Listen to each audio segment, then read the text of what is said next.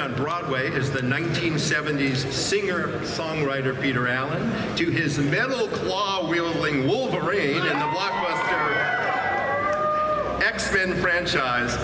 This man has proven to be one of the most versatile actors of our time, and as I said earlier, he and Ryan Reynolds are now threatening Jimmy Kimmel's job security because they were such great co-hosts last night on Jimmy Kimmel Live.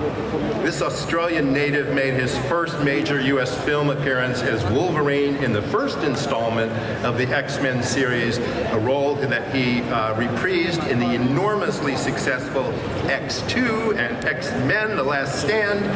He then starred as the title character in X-Men Origins Wolverine, a prequel to the popular series, which grossed another big number, an outstanding $85 million domestically in its first weekend.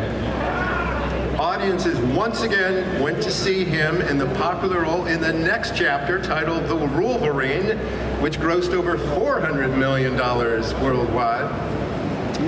In 2014, he and the X-Men team reunited for X-Men Days of Future Past.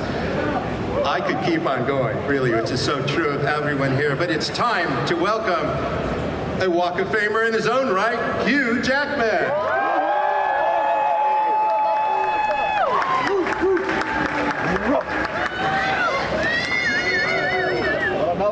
Hey everyone. So weird. This goes against every theatrical instinct of my life, that I'm just going to turn away from everybody. In fact, I might just turn the whole thing around.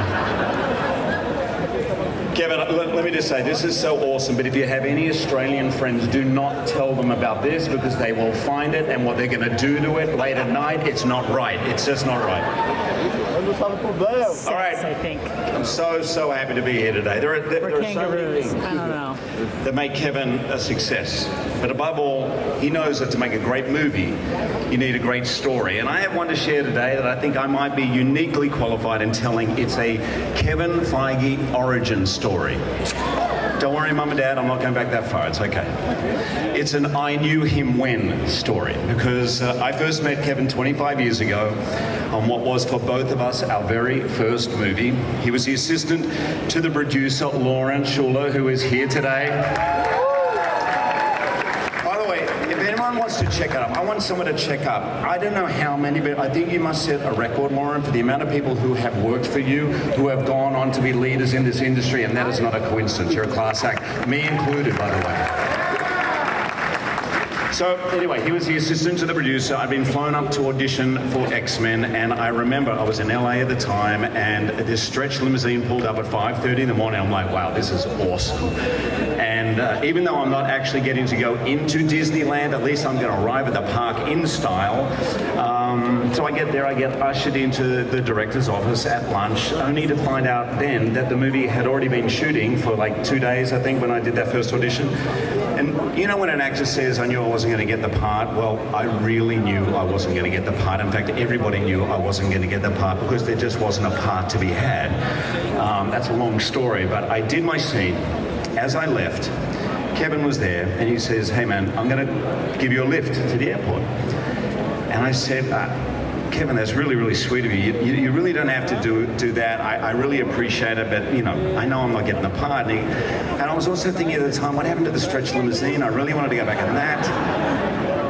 Anyway, Kevin says, no, I'm going to take you. So we get in the car, we're just chatting, and then all of a sudden he pulls over at a restaurant, and he gets out, and I'm like, Kevin, this is not the airport. And he goes, no, I'm not going to send you back on that plane without giving you some food. So anyway, now at this point, I know I'm not getting the part. Kevin knows I'm not getting the part. The waiter in the restaurant knows I'm not getting the part.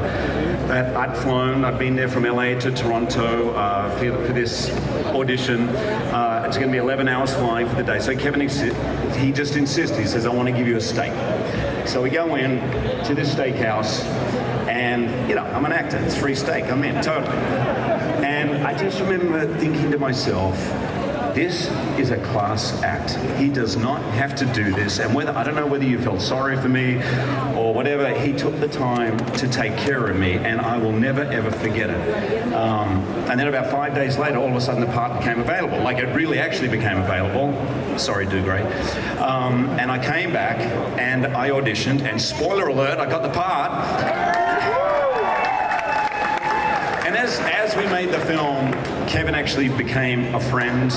Even way back then, I knew he was kind, he was trustworthy. No matter what, he was going to have my back, and I just figured this guy's never going to make it in showbiz. But I'd never read anything. I'd never read an X-Men comic at the time. When I got the part, he would slip me comic books. We'd hang out in his office. It was wall-to-wall toys. There was so much there, and he's showing me everything. There was no merch because there was no merch on the movie. It was just literally toys from his own collection. And anyway, from those days of a free steak, comic book, toys, here we are. It's 25 years later, and this is kind of a full circle moment. So I was thinking, is there any way I can show my affection for this man today, apart from saying a few words here? And then the idea came to me. So, hang on one sec, Kevin. I got you this gift certificate to Mastro's Steakhouse.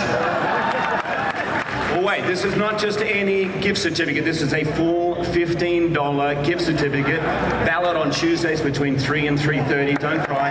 It's okay. And I honestly would go with you, but I'm kind of like a massive movie star now. It wouldn't look good for me, so I just can't. So, but one other thing, Kev, I really want to say this, and I mean this.